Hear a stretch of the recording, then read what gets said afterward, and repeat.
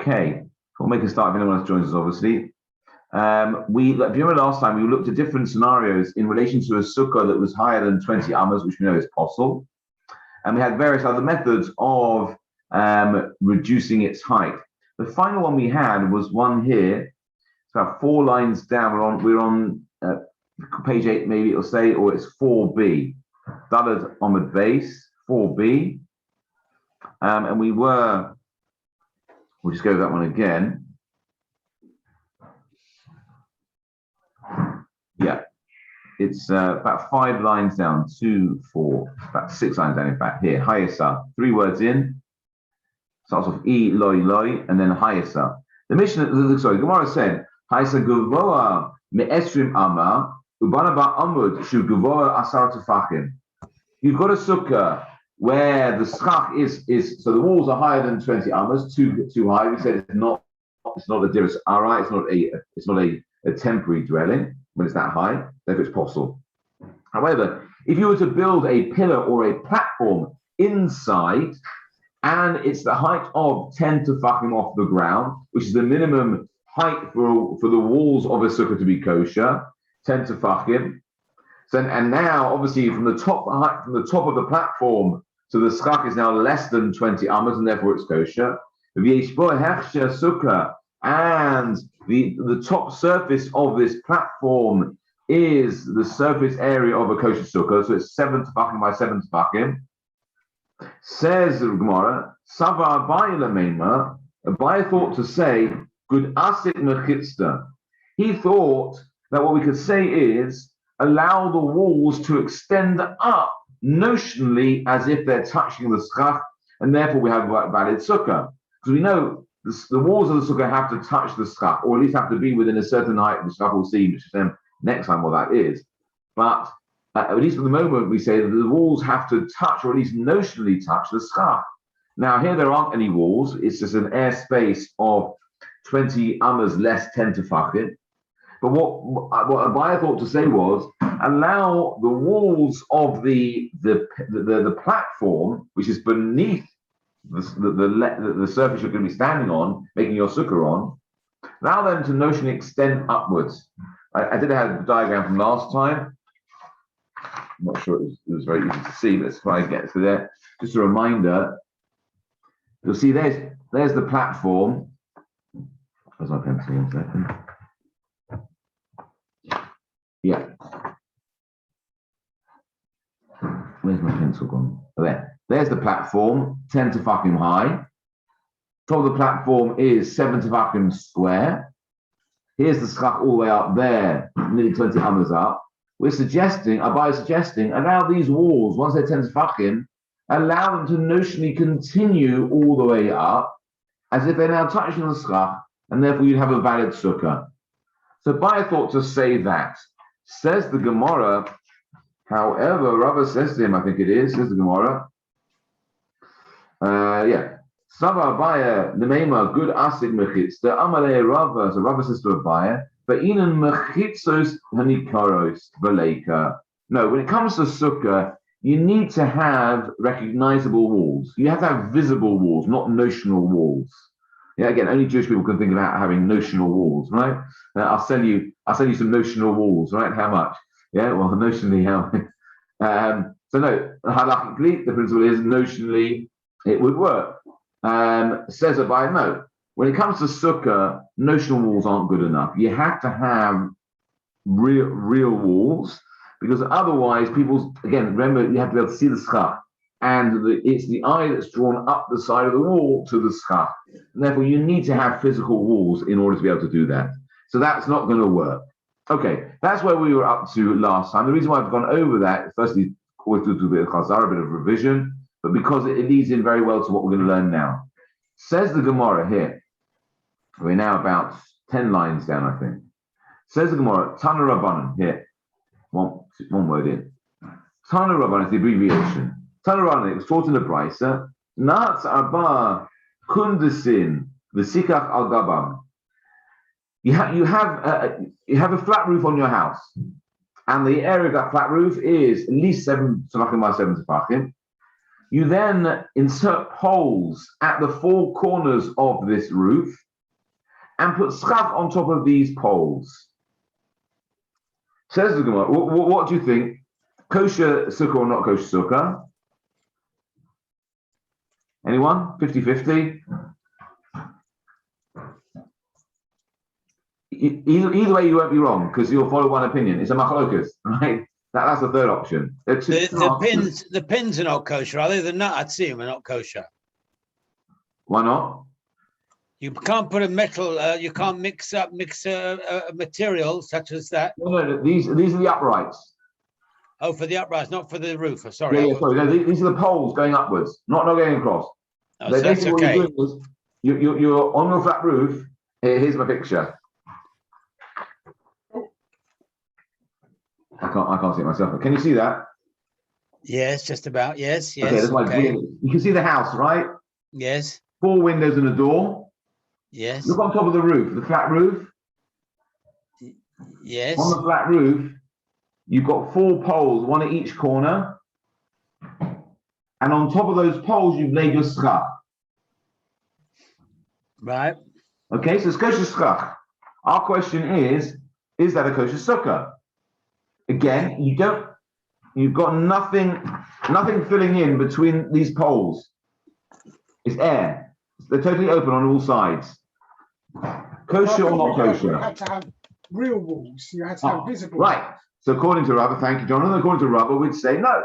You have to have recognizable walls. Yeah, and there aren't any here. Yeah. Right. So says the Gemara. So there are 3 answers, three ways of looking at it. Either you could say it's kosher. We'll say notional walls. Or you'll say it's not kosher. You have to have recognizable walls, physical walls. Or thirdly, the answer could be, and this is always a good way to answer, you could say it's a machlokas. It's a dispute. There are 2 different opinions. Because the truth is, there always are. Right? Says the Gemara. What's the Gemara say? In fact, yes, it's a machlokas. Says the Gemara. Tana Rabbanan nais abab kundisin v'sichach al gavan. Rabbi Yaakov machshir. Rabbi Yaakov says no, it's kosher. The chachamim poslim, whereas the chachamim, the sages, say no, it's possible. Now we have to understand where is Rabbi Yaakov coming from. How can he say that this sukkah is kosher? We don't have notional walls.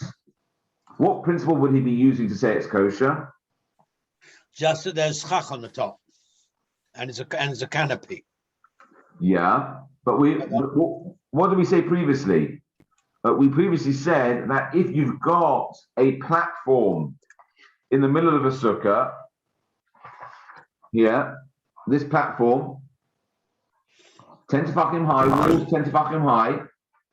Abaye said, perhaps we can say good asik mechitza, that these walls could notionally extend upwards. And therefore, they could act as your walls, and there's your schach. We could say the same thing here, couldn't we? We could say, let me fold it, I can do that way. We could say, with this, you've got walls, look. You've got walls of the house. Allow the walls of the house to notionally continue upwards through the pole, across on all the sides. That's what Rabbi Yaakov is saying. Just notionally. Notionally, yeah. He doesn't hold like a buyer. He holds that the notional walls are walls. Yeah. Don't read into the fact that it seems to be leaning on one side. That's just my drawing. Okay. I was never good at perspective drawing or any drawing, to be honest. But you get the idea that these walls, that he's suggesting that these walls would continue upwards through the poles and fill in the gaps between them, notionally, and therefore you'd have a kosher sukkah. Whereas Chacham saying no. So let's look at Rashi.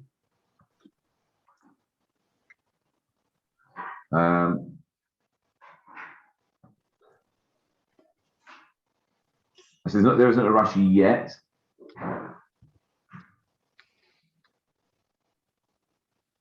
Yeah, there's a Ritva though. Says the Ritva on this.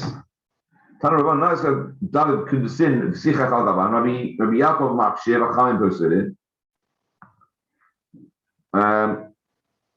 Why does Rabbi Yaakov Sava good asik mechitza? Rabbi Yaakov is of the opinion that let the walls continue. Let's just go on the Gemara a little bit more. We'll come back to that and we'll see Rashi. Says the Gemara. Gemara explains what's the basis of machlokas between Rabbi Yaakov and the Chachamim. Amar Rav Huna.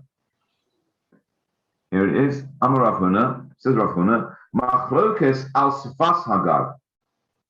The dispute between Rabbi Yaakov and the Chachamim is when the poles are at the corners of the roof. The Rabbi Yaakov Sava Amrinan, the Rabbi Yaakov thinks to say, good asik mechitzta, allow the walls of the house, since they are already at least 10 to fucking high, to extend upwards and fill in the gaps between the poles to the schach, and we're good. Rabbanan Savri lo Amrinan good asik mechitzta. Whereas the Chachamim say no, they hold like Rava, which is you can't say good asik mechitza here because the initial walls don't help. They don't hold by that. However, says the Gemara, aval be'emtza hagav divrei hakol psula. However, if the poles were in the middle of the roof, so somewhere obviously in the middle of the roof, you put 4 poles up, and then you put schach on top. Everyone would agree, even Rabbi Yaakov would agree. In that case, it's possible because everyone would say you can't say good asik mechitzta because there's a gap. Obviously, there's going to be a space between the walls of the house, and let's say you start there and you start there for your poles. We can't say. Remember, we said last time when it came to the digging down. You can't say lovers that will stretch it or will extend across and then up. You can't have 2 principles. You're going to use one at a time. Let's look at Rashi. So Rashi says over here on the left-hand side.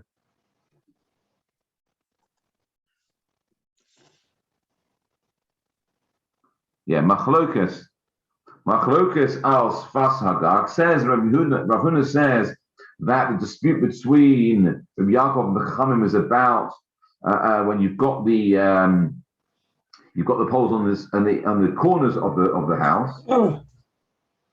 The mechitzas habayis tachteha keneged bein hakudasin, because the walls of the house underneath it correspond between the poles. So the face of the house, all the 4 faces of the house, extend upwards and fill in the gaps between the poles. Good asik, and therefore we say, let the walls extend. However, Chachamim would say no. Like Rava said, no, when it comes to sukkah, you need to have recognizable walls. It can't be notional walls. So that's the machlokus when it comes to the edges. However, when the poles are in the middle of the roof, where you don't have the walls of the house surrounding it because they're too far away now. Everybody would agree that type of sukkah is possible. Because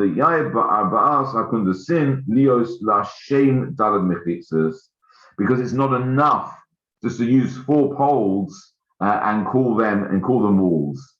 Poles aren't walls, right? Even we can't find a halakhic principle yet. We'll see something similar, but at the moment a simple pole can't be construed or considered to be a wall, and therefore if you haven't got anything filling in the gaps, even notionally, according to Rabbi Yaakov, it would be possible. You don't have walls, right? And we say you have to have at least 2 full walls and a tefach. Here we don't have anything, right? Because is that clear? So everyone, according to Rav Huna, everybody agrees when the poles are in the middle of the roof, you can't even he wouldn't suggest that you'd use the walls of the house to extend upwards. And he would agree with the Chachamim that sukkah is possible. The machlokas is this example. Rabbi Yaakov would say that here allow the walls of the house to extend upwards, fill in the gaps between the poles, and you've got a good sukkah. Whereas Chachamim was saying, no, notional walls aren't good enough, like Rava says, they've got to be real walls. And here says the Ritva,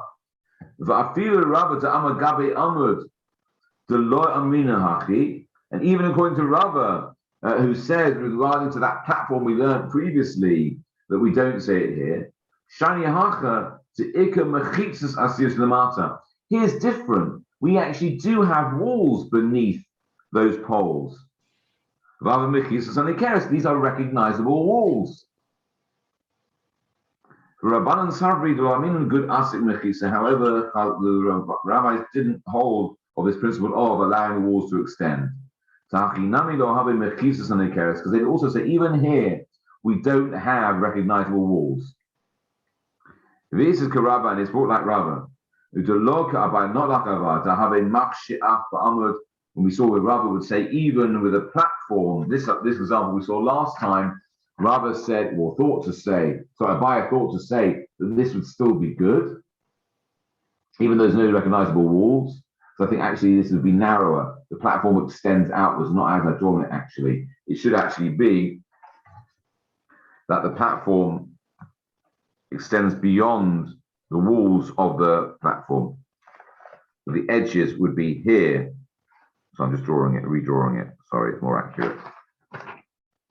The outer, can you see the outer dotted lines?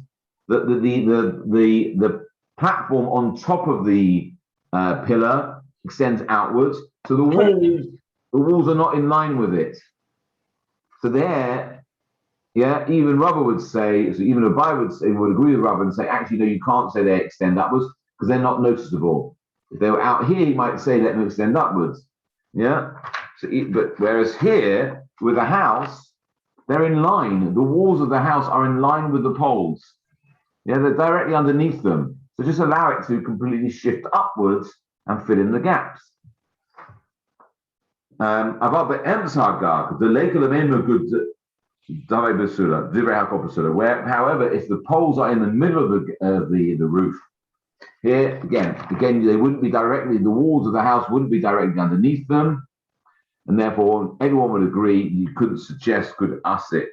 Or even pachos mishlosha tefachim, even with less than 3 tefachim away from it, the good beloved lo amrinan. So even if the poles were within 3 tefachim of the edge of the roof, so they're less than 3 tefachim away from the edge from these extending walls suggested, we can't, as I said last time, you can't say lavud, well, extend across and then up. You can't do both. All right, so it's not going to happen. Everyone agrees that when it's in the middle, it's not going to work. Okay, is that clear? Okay, great. Says the Gemara. Gemara goes on.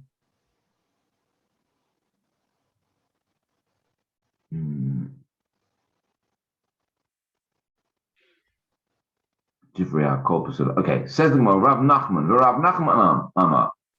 A different version of it, says the Gemara. Rav Nachman Amar be'emsa hagag machlokes. Says Rav Nachman, no, the dispute is about when the poles are in the middle of the roof, not when they're at the edge. When they're in the middle of the roof, Ibayalahu, they would say, having said that,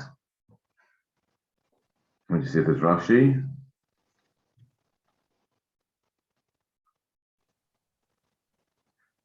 Yeah. You look at Rashi. Haki Garcinan, says Rashi.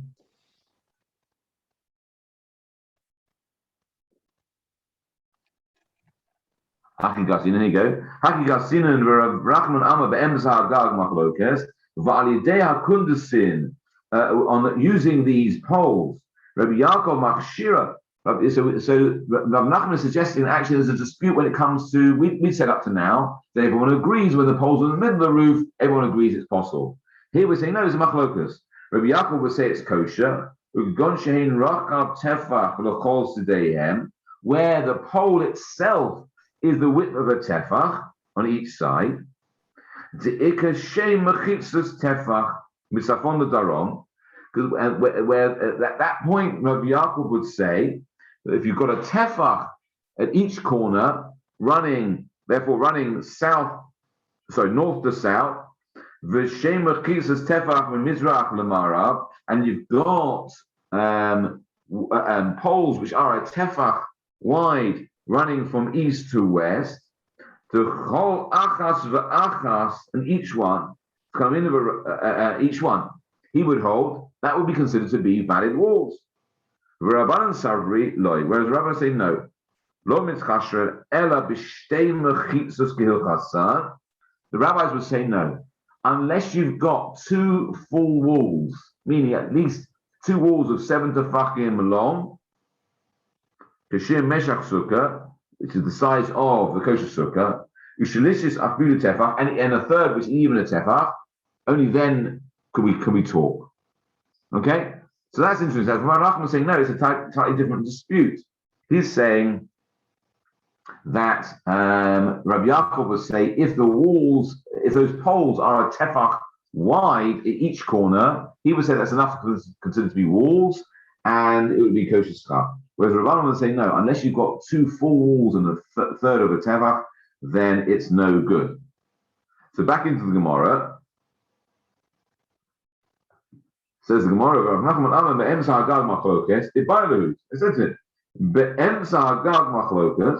if you're going to say that when the poles are in the middle of the roof, it's a machlokas. So this flips it. If you're saying that when it's in the middle of the walls, middle of the roof, it's a machlokas, that suggests that everybody agrees when the poles are at the edge of the roof, everyone will agree that it's kosher. Even the Rabbanan, they would say the good asik mechitzta. Look at Rashi. About the sfas hagag divra kol kashera to amrinan good asik. Yeah. So it would. So reading it this way, it would look that everyone agrees. Everyone holds a good asik, even the Rabbanan. They don't hold that you need the fanos hanikeres, recognizable walls, physical walls. So we've got a bit of two different ways of looking at it now. So says the Gemara. So that either that way. So the two ways of understanding it. Either al sfas hagag divrei hakol kashera, or Dilma, says the Gemara. Let me check where we're up to. Or Dilma, says the Gemara, or perhaps ben bezu machlokas. Or perhaps, no, maybe when it's on the corners of the house, there's also a machlokas as well, and there would be a dispute between Rabbi Yaakov and the Chachamim. Rabbi Yaakov would say, "Good asik mechitza, let the walls extend," whereas the Chachamim would say, "No, it doesn't. Well, we don't hold by good asik." Says the Gemara, "Teiku, we don't know. We don't know, according to Rabbi Nachman's reading, what the exact situation is in relation to this." And just look at Tosfos down here. It says Tosfos aval al sfas hagag kashera divrei hakol. Perhaps you could suggest there's one way of looking at it. We were saying the machlok is only when the poles are in the middle of the roof. That suggests that perhaps when they're at the edge of the roof, everyone agrees it's kosher. To chashiv mechisus nikeres, to say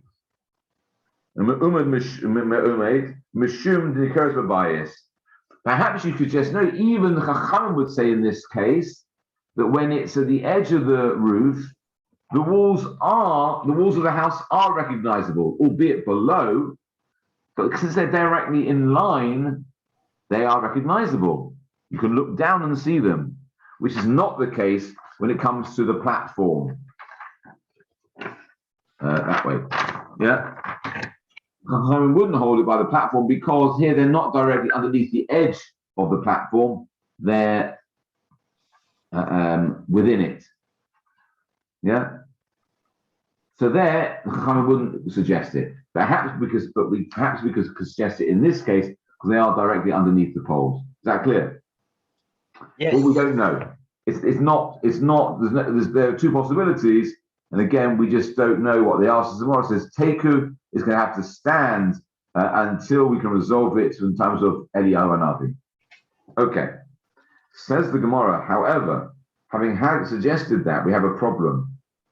Says the Gemara, the Gemara raises a difficulty, an objection. Na'at started kundasin ba'aretz. Let's take another case. We come off our roof. Now what you do is, you put 4 poles on the ground. You see my drawing? 4 poles on the ground. And you put schach on top, says the Gemara. Na'at started kundasin ba'aretz v'kikes agavam. And then you put schach on top. Rabbi Yaakov machshir v'chachamim poslin. This time, Rabbi Yaakov says it's kosher, whereas the Chachamim say, no, it's possible. Was Rav Yaakov one before who was assuming also that the walls continued? Yes, Rav Yaakov is the one who holds it. Yes. So he seems to be much more makel than the other Rabbanim. 100%. Yeah, very good. Yeah, absolutely. That's in fact how the Gemara is going to conclude and say, yeah, because we have a principle that we're going to talk about this a bit later. We have a principle which is koech lehetera adid. The ability to be more lenient is a stronger ability. It's more. Anyone can say something's treif, right? It's harder to say something's kosher, right? Rabbi Yaakov showing the power of Rabbi Yaakov by him being able to say, no, let's use the principle of good asik. Let's use these notional walls and say it's a kosher sukkah. So here, just for the moment, we're going to suggest the same reason that Rabbi Yaakov says that if you put the poles on the ground, the sukkah is kosher, whereas the Chachamim will say no, it's possible. Says the Gemara. Hold on, that causes a problem though. So now it's because Rabbi Yaakov machshir v'chachamim poslin. Says the Gemara, va'aretz deke'emsa hagagdami. When you've placed the poles on the ground, this is comparable to placing them in the middle of the roof. You've got no walls beneath it. You've got nothing that you could suggest would be going up and filling in the gaps. So it's just like putting it on in the middle of the roof space.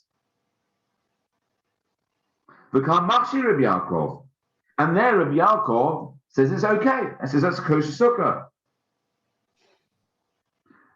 How then can we suggest that Rav Nachman has suggested that there's a machlokus between a different that everyone agrees that when it's in the middle of the roof, it's a posel sukkah.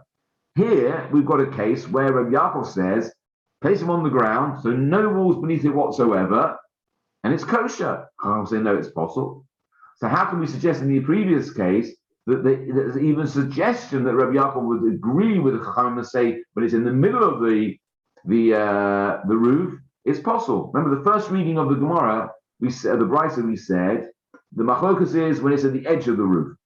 The machlokus there was Rabbi Yaakov says kosher, Chachamim say possible. But when it's in the middle of the roof, everyone agrees it's possible. But putting it on the ground is no worse than putting it in the middle of the roof. There's no difference. When it's in the middle of the roof, there's no walls beneath it to extend upwards. When it's on the ground, there are no walls beneath it to extend upwards. How can we say that when it's on the middle of the roof, the Rabbi Yaakov would say posel, but here he would say kosher? Doesn't make sense. It's a contradiction. So says the Gemara, you're right. Tiyufta to Rav Huna, Tiyufta. It's actually a refutation of Rav Huna, and his position is refuted. It can't be that Rav Huna would say that here, in our case, if it's on the ground, it's kosher, but if it's in the middle of the roof, it's possible. If it can't be that he holds in the middle of the roof, it's possible. So here he's saying it's kosher when it's on the ground. There also, we'd have to say it's kosher when it's on the ground. There also we'd have to say it's in the middle of the roof. It'd be kosher. Having said, the Gemara then goes on and says, "V'oid," and even more, "Be'emsa hu de pligi." When it's in the middle, said, well, you have to say that when the poles are in the middle of the roof, there's an argument between Rabbi Yaakov and the Chachamim. Rabbi Yaakov say it's kosher. We have to say he says that now because of the one that's on the ground. Whereas the Chachamim will say no, it's possible. Aval al tzfas hagag divrei hakol gesheira. We have to flip the first reading of the brisa now. We now have to say the brisa is like this, according to Rav Huna. For the writers make sense, we now have to say this: when the poles are at the edge of the house, on the edge of the roof, everyone agrees. Even the Chachamim would agree that it's a kosher sukkah. Where do they disagree? Where the poles are in the middle of the roof. Rabbi Yaakov would say it's kosher, whereas the Chachamim would say it's possible. That's the only way to be able to read it.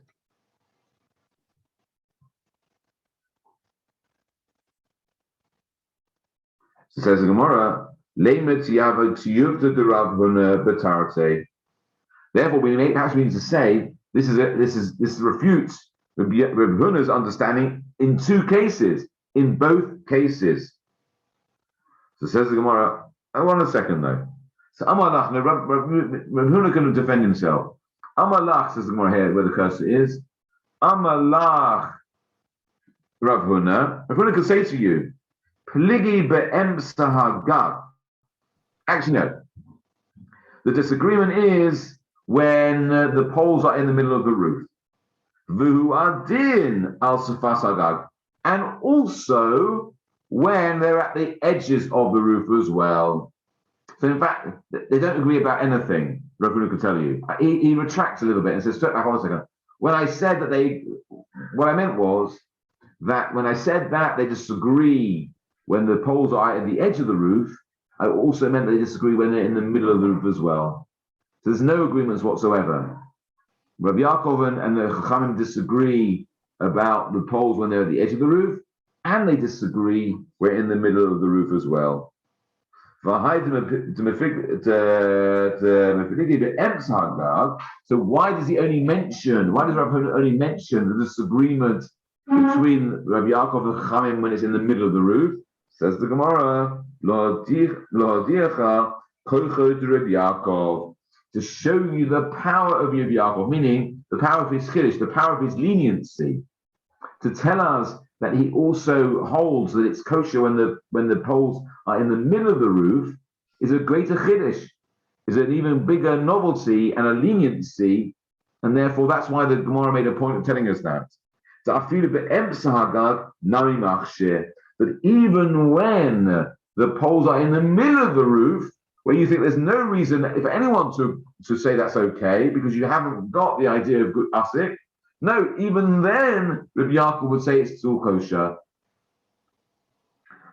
I'm not sure how he would say that and why he would say it, based on what, because we don't really have anything to use. We can't use lovud to move the walls across and then up, because you can't use lovud and good asik, as we saw previously. So I'm not really sure how Rabbi Yaakov would say it's kosher. However, the Gemara is telling us that's why Rav Huna highlighted the machlokas when it comes to in the middle of the roof, because that's a bigger chiddush, that's a bigger leniency on the behalf of Rabbi Yaakov to say even that is kosher.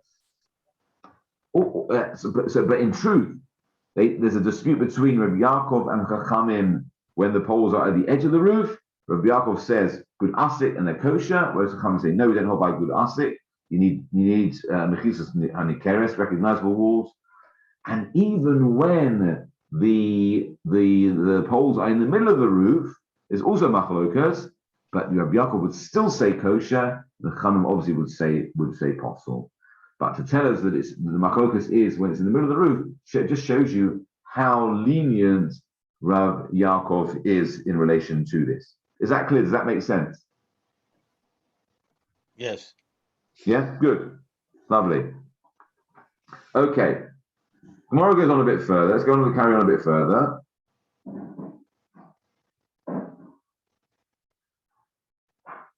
Yeah. Says the Gemara. Here we are, down here. Just for the asterisk. Tana Rabbanon. It's taught in the Brisa. Nats abba kundesin ba'aretz. So our case now, you put 4 poles on the ground and you put schach on top. Yeah, that's all you've got. 4 poles and schach. Rabbi Yaakov Omer, Rabbi Yaakov would say, this now explains a little bit how he can say in the middle of the roof is kosher. This is what we mean when we see 4 poles. Yeah, Roin kol she'ilu yichachaku v'chalku v'yesh behen tefach v'kan v'tefach v'kan nidunim mishum diyumad. So, what we're talking about with these poles, these are circular poles. Okay, so you're talking about, like, let's take for example a telegraph pole. Yeah, Rabbi Yaakov would say, look at this telegraph pole. If you were to square this off, if you were to make this into not a round but a square, and having shaved off the corners or the edges of the circle to make it a square, if you're left with a tefach square, if you were then to split it, and you'd have a tefach at right angles to each other, you know what right angles, I don't need to show you, obviously.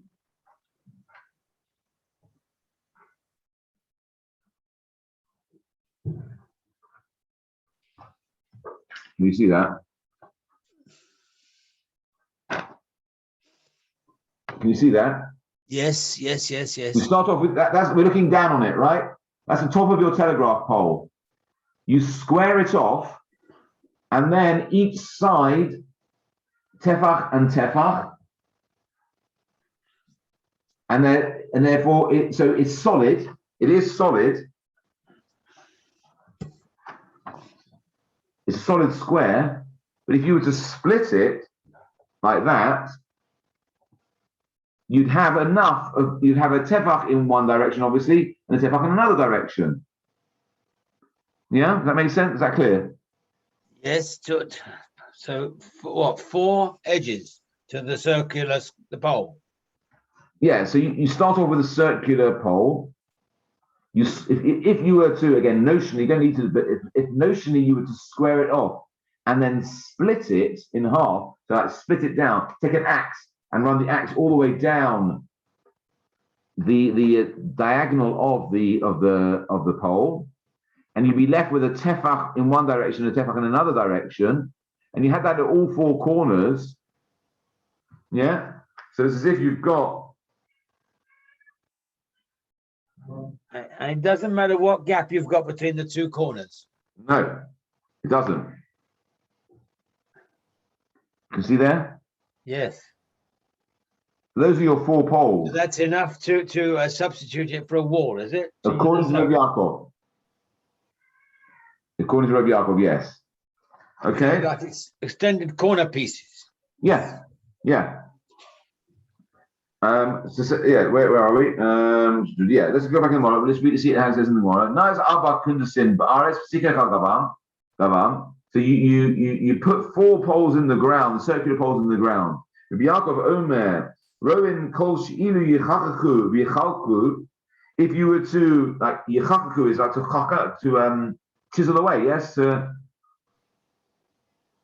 then split it, Yichalaku, and then split it into. You've got a tefach in one direction and a tefach in another direction. Nidunim mishum diyumad. Says the Gemara, we consider it as if it is a double post. It's as if there are 2 posts, one going that way and one going that way, even though it's one. V'im lav, but if not, if there wouldn't be a tefach in each direction, ein nidunim mishum diyumad. We don't consider it to be like this double post. Why? Shihaya Rabbi Yaakov Omer. Rabbi Yaakov says, "Yumudei sukkah tefach," because the Rabbi Yaakov is of the opinion. It's a very lenient opinion that these double posts of the tefach of a sukkah are kosher, and they only need to be a tefach. V'chachamim omrim ad shiyu shtayim kilchasan ushlishis afilu tefach. Whereas the Chachamim would say no, until you've got 2 full walls, one of minimum of 7 tefachim in one direction, one of 7 tefachim in the other direction, and they are perpendicular to each other. Is that right? Touching each other. But continuous, each one. Well, in an L shape. Yes. And then the third wall is a tefach. So again, use the arm. 1 tefach, 7 tefachim, a tefach. Yeah? It's got a right angle. Chachamim say, unless you've got that, you don't have anything. Once you've got that, that's sufficient. You don't have to have anything else. Okay? So you can have a gap in the wall, can you? The wall doesn't have to be a flat,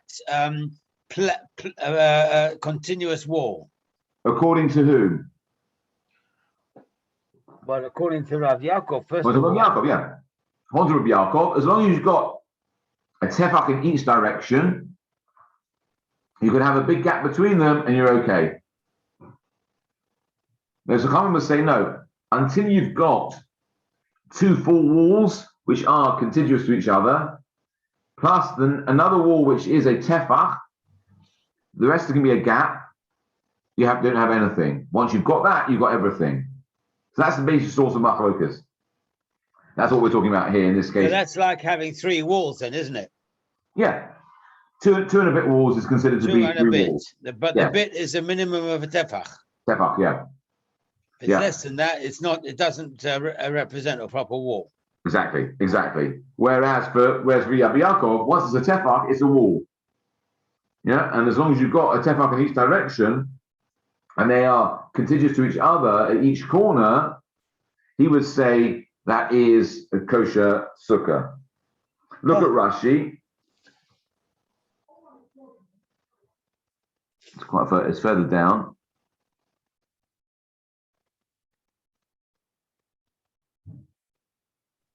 Yeah, kol she'elu here. It's the penultimate or the antepenultimate of the narrow lines in Rashi here. Kol she'elu yichalku v'yichalku. If you were to chisel away at them and then divide them, bekundasin agulin ka'ama. We're talking about circular poles. Roin kol sheyesh b'uvein kol kach. We see if the thickness of them is enough. She'ilu yechakek v'yinatel uve igulin v'yibaum. That if you were to chip away at the circular part of the pole and square it off, where you have to make it into a 4-sided shape, and then you were to divide it, and then you were to split it, and there'd be a tefach in each direction. And after you squared it off, you split it in half internally. You make them like eaves, like joists, like that sort of joint, like that. The eaves we have. They have 2 sides, 2 faces to them. If you stand them up against each other, they would point in each direction. Nidun carries Rashi, carry on Rashi. Nidun mishum diyumad. We consider them to be like a double post. Ata danu lahakshi. We would, according to Rabbi Yaakov, we would treat them to be as if they were kosher.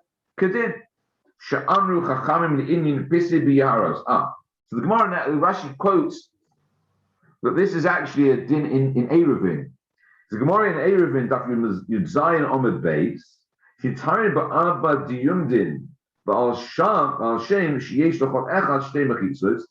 Basically, what happened was this. There used to be, we know 3 times a year, Jews had to make an aliyah l'regel. They had to go up to Yerushalayim. And wherever they are, they had to go up to Yerushalayim to celebrate, to bring a korban to HaKadosh Baruch Hu. Right? Now, on the way, obviously, they want to stop off and replenish their water supplies. So there will be wells, naturally occurring wells, or man-made wells along the route. Now the problem is when they're traveling on Shabbos, which they're allowed to do. The problem is they can't transfer something from Rosh Hashanah from Rosh Hashanah from a private domain into Rosh Hashanah into a public domain. By drawing water out of a well is by definition it's a small space. it's a private domain. Taking out into the open space of the street is a public domain, and that will be forbidden on Shabbos. So what the Chazal did was they would set around these wells posts, like we've got here in this formation. So in the center here now you can see, look at that beautifully drawn well, yeah, and it's surrounded by these posts on all sides. It was a leniency that rabbis allowed in order to enable people to draw water on Shabbos. Okay, this is what Rabbi Yaakov is basing his walls on. That if these are basically what they're doing is they're enclosing this area. They're turning these walls of at least tefach in each direction, enclose this area into a reshus hayachid, into a private domain, and therefore you can draw out the water out of the well and use it in this space here. Okay? Why couldn't you put it up in a public domain? Because the well itself is a private domain. Because of its dimensions, it's by definition a private domain. It's because it's enclosed. So the well is the private domain. Yeah, the well is a private domain by dint of its firstly its dimensions. Secondly, because it is surrounded by walls. Putting it out of there into the open, into a wide space, is considered putting it into the public domain. But if the well was okay, they only got a public domain, private domain within another private domain.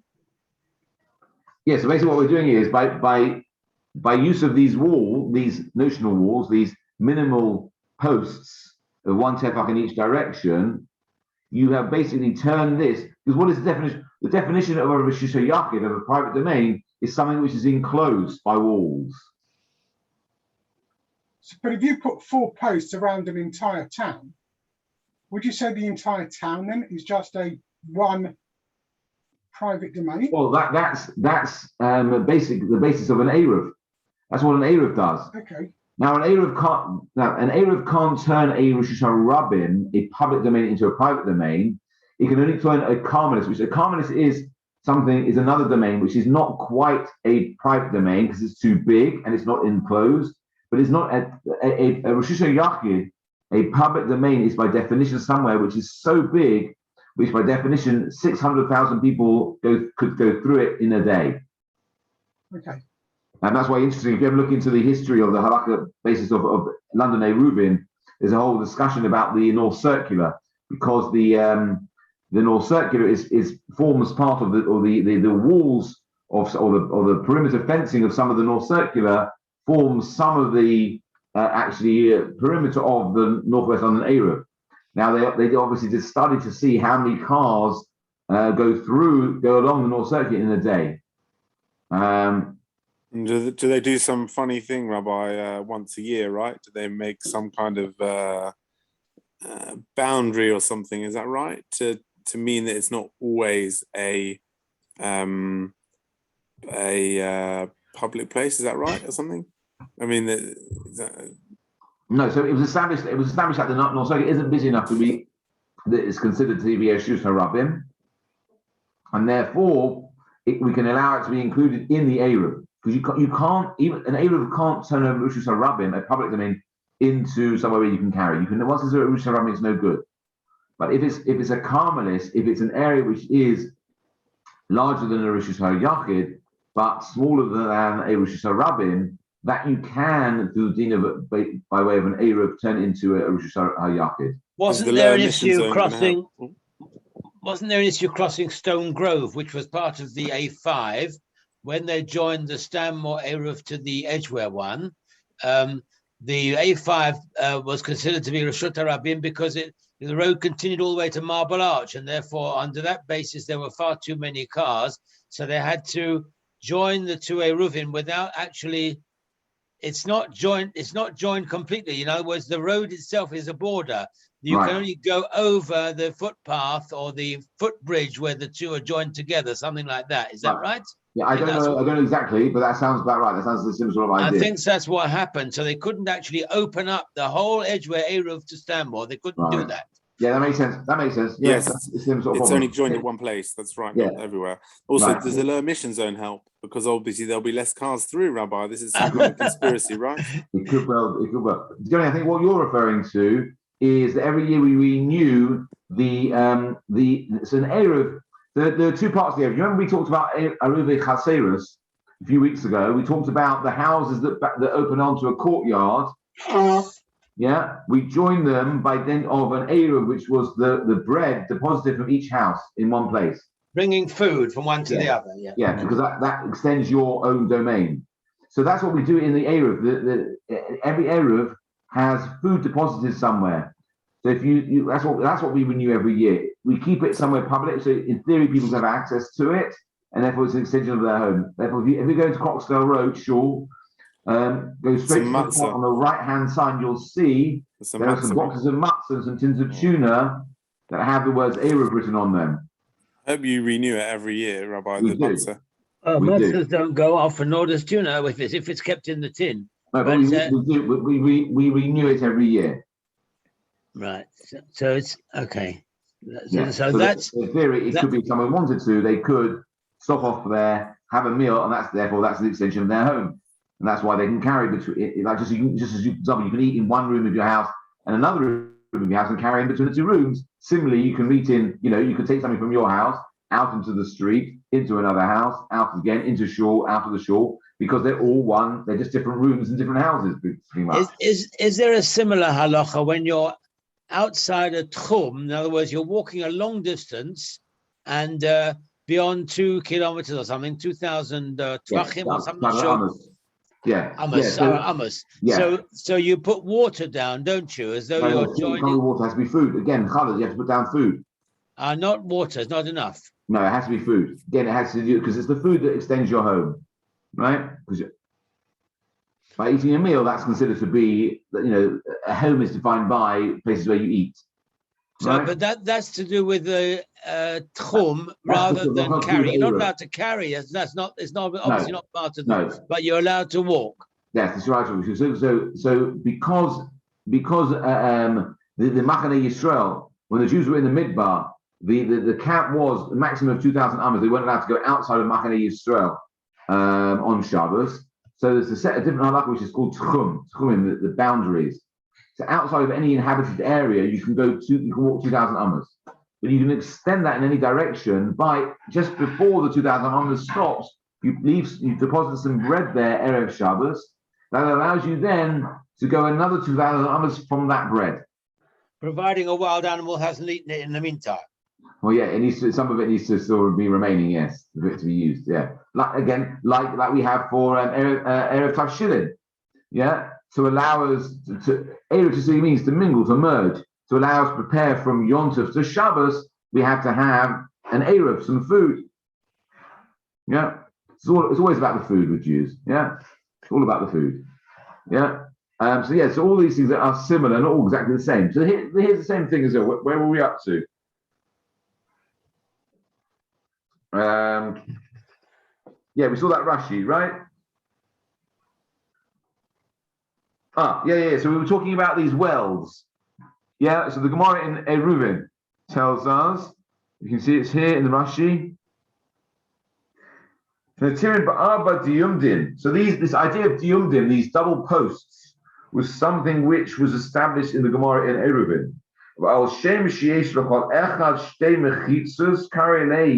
Diumdin. What is diumdin? Diumdin is like an amalgam, a word which is made up of two words, which is dio amudim, two pillars.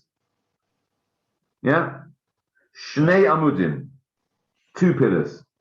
Yeah, so this idea of diumdin is as long as you've got two pillars at each corner, and you don't even actually have to do two pillars. You can have one pillar, but if it's sufficient to give you a tefach in one direction, tefach in the other direction, it's considered to be as if there are two pillars. Again, it's a notional two pillars, because as long as the one pillar itself can give you a tefach in one direction, tefach in one direction, we are good to go. Look at Rashi. Look at Tosfos. Diumdei sukkah tefach. So Rabbi Yaakov is of the opinion that when it comes to these posts for a sukkah, a tefach is sufficient. Oh, sorry, I should have made a distinction. The difference between these diyumdim, when it comes to Eruvim and Shabbos, is Chazal required these to be an amma in each direction. An amma which is 6 tefachim. Yeah, so instead of 8 centimeters, we're talking about at least 24 centimeters. Yeah, so it's much more. So unless you've got 24 this way, 24 that way, in each corner, it's no good. Whereas when it comes to a sukkah, look up Tosfos, Perek Osin Pasin. So the Gemara in Eruvin requires those double posts to be 24 and under in each direction. Gabi Mechisa Shabbos Hechmiru. The reason is when it comes to those walls in relation to Shabbos, the rabbis were much more stringent because Shabbos was a d'oraisa. This idea of carrying on Shabbos is very serious, and therefore to be able to have this leniency, you had to have significant walls. So there had to be at least an amma in each direction. Whereas when it comes to Sukkah, Rabbi Yaakov can use the same principle, but we can be a lot more lenient when it comes to this because there's no Torah prohibition being possibly violated here in terms of carrying on Shabbos or Yom Tov, and therefore merely to be satisfied as if it's a wall, he would say a tefach is sufficient. Yeah, so a third of that amount would be sufficient. Okay. It's funny, Rabbi. It's funny that the original Isurim were av melachot, right? In other words, real physical work, which was entailed in working in the Mishkan. Yes. To give it some sort of a credibility, that's why it was asur b'Shabbat. And even in the days of the Mishnah, they found ways around simple activities, which were not really work in any way at all, no physical work at all, but they were still regarded as isur. So it wasn't in the present day, it was even in the days of the Mishnah where they carried food from one to the other. Because don't tell me that's a lot of work, carrying food from one house to another, or even carrying your talit or something from a distance. And you say the isur is so stringent, so strong. So even in those days, they were extending it to very relatively simple things, not difficult physical activities. Do you understand my question? Why was it?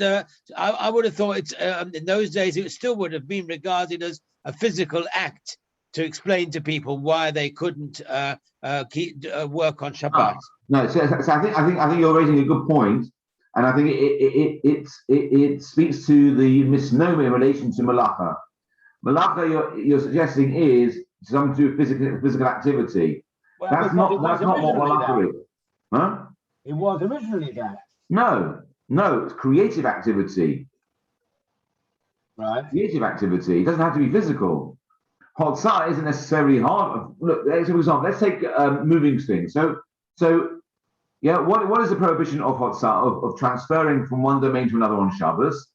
It's taking anything, whether that is a sack of potatoes or one potato, and carrying it 4 amos in a public domain. So it's not about the amount of effort involved, it's about the activity involved. Now compare that to schlepping a sack of potatoes up and down your stairs in your house on Shabbos. Are you allowed to do that? Yes. Yes, but it's physical activity. We're not concerned about the physical aspect of it. We're concerned about the creative act of it. Right. Transferring from one domain to another is creative. You've taken something from one place and you've moved it somewhere else. Similarly, writing. There's no physical activity in writing. It's not particularly strenuous, but putting 2 letters together on Shabbat is considered to be creative. And therefore, it's forbidden. There's not a huge effort involved, but it's the creative aspect of it which is forbidden. Okay. Fair enough. Yes. Does that make sense? Yes. That's good. Yeah. So these principles that we can use in order to allow certain activities, it allows us to do things which it doesn't allow us to do creative activity that wouldn't previously be permitted, but it allows us in some way to merge certain areas that doesn't fall foul of the sense of creativity. Again, we said moving something from one part of your house to another part of your house isn't particularly creative. Moving it from one house into a street is creative. No, yes. Yeah, agree. Yes, I understand. Yeah, okay. Good. Sorry, Good. thank Okay. you. That's the end. That's the end of that sugya. We're going to leave it here just so the next part of the Mishnah said. So we've said the maximum height of a sukkah is 20 amas. We then said the minimum height of a sukkah is 10 tefachim. Now we touched upon this slightly last time. We said, remember we talked about a person who's got a sukkah which is 10 tefachim high, but some of the schach is drooping down into the sukkah, and therefore the air space is less than 10 tefachim. We tried to say, is it about the amount of sun or shade it's providing? We said no.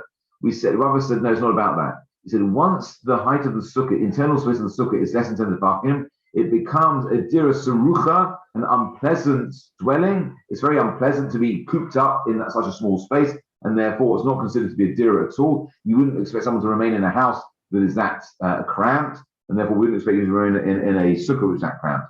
The question the Gemara is going to ask is this. We've assumed that the definition of a mechitza, of a wall, is 10 tefachim. We've said as long as the walls are minimum 10 tefachim, it's a sufficient height. Why is I going to ask the obvious question? How do we know that?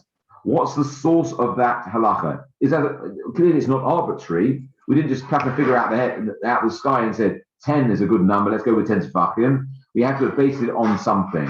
This is Gemara's next question. What do we base that measurement of 10 tefachim on? Where do we learn it from? Again, that's going to spark a whole discussion of different domains above and below 10 tefachim high. Okay, thanks everyone. We leave it there.